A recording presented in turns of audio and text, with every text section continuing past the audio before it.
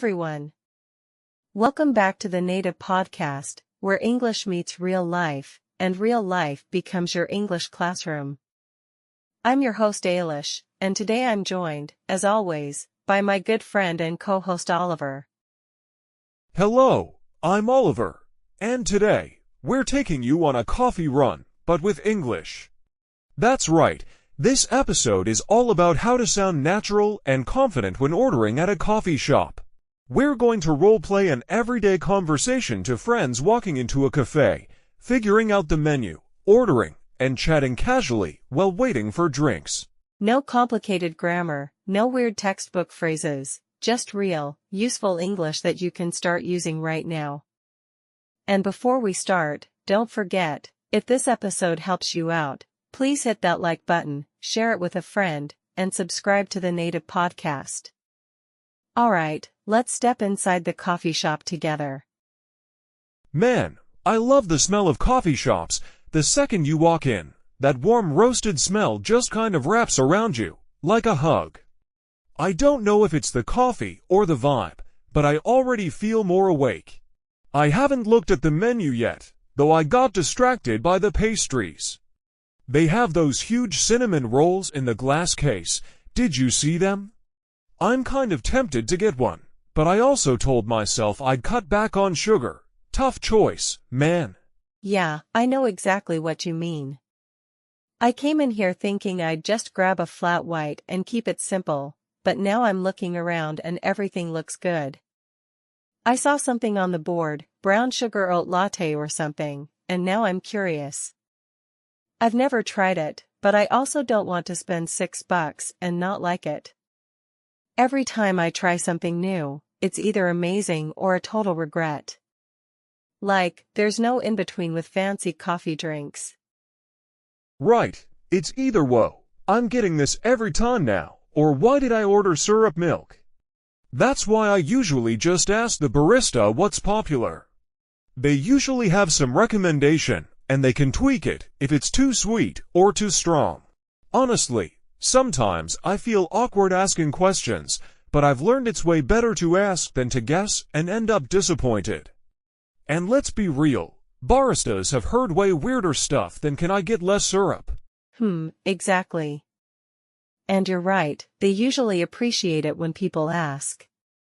It's way easier for them to make something you'll enjoy if you just speak up. I usually go with oat milk now, feels lighter, and I don't crash after drinking it.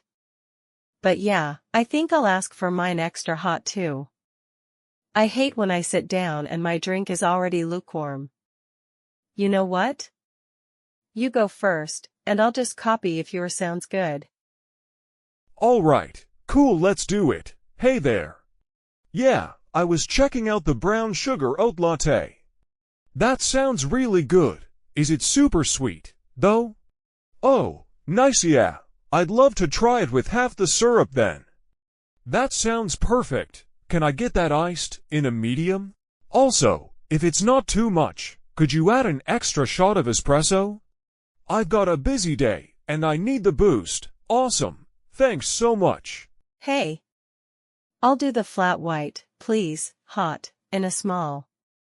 But can you make it with oat milk? Yeah, thanks. Oh, and if possible, could you make it extra hot? I know it's kind of a weird request, but it cools down too fast for me. And actually, could you sprinkle just a little cinnamon on top? I've been into that lately. That should be all for me. We're paying together. That went pretty well, honestly. I feel like ordering coffee is a whole skill set now. Like, 5 years ago I would have just said, "Coffee, please." Now I'm customizing shots, syrups, milk choices. It's kind of funny. But it's also cool because it's one of those places where you really use English in a practical way. And I think the key is just being relaxed. You don't have to be perfect to just have to be clear. I totally agree. And I love that phrase you used, "can I get?" It's such a natural way to order. Nobody says, "may I request a coffee beverage?" That's the kind of stuff we learned in school, but it doesn't work in real life. People just say, "Can I get a flat white?" or "I'll do the iced latte." Those small phrases make a big difference in sounding fluent. You don't need big vocabulary, you just need the right expressions. Exactly. And the nice thing is, if you forget what a drink is called or you're unsure how to say something, you can just point at the menu and say, "I'll try that one." It works every time. Honestly, I still do that when I travel and I don't know what the options are. It's simple and you don't freeze up. People appreciate when you try, even if it's not perfect English. For sure. And one thing I always tell English learners is, don't be afraid of mistakes. Everyone messes up sometimes, even native speakers.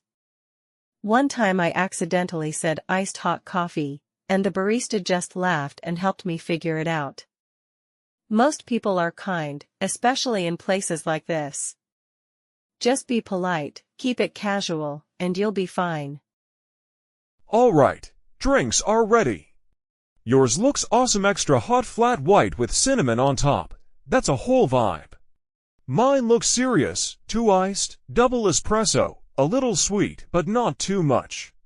This is exactly what I needed. Let's grab that table by the window. I want to enjoy this like I'm in a movie or something. I know what you mean. I love people watching with a good cup of coffee. This ended up being such a good conversation too. Ordering coffee might seem like a small thing, but it's such a great way to use English in the real world. You're talking, listening, reacting, everything that makes you more fluent. Exactly. You don't have to wait for some big, formal moment to practice your English. These tiny, everyday moments are where you really grow. Ordering food, chatting with a barista, talking to a friend about your day, that's how language becomes part of your life. And once it's part of your life, fluency just kind of happens. Totally. So to everyone listening, try this yourself. Even if you don't live in an English-speaking country, you can practice these conversations in your head. Pretend you're ordering. Say it out loud. Use the phrases from this episode. That's how you build real speaking confidence. Bit by bit. All right, that's it for today's episode of the Native Podcast. We hope this coffee shop conversation helped you feel more confident about ordering in English.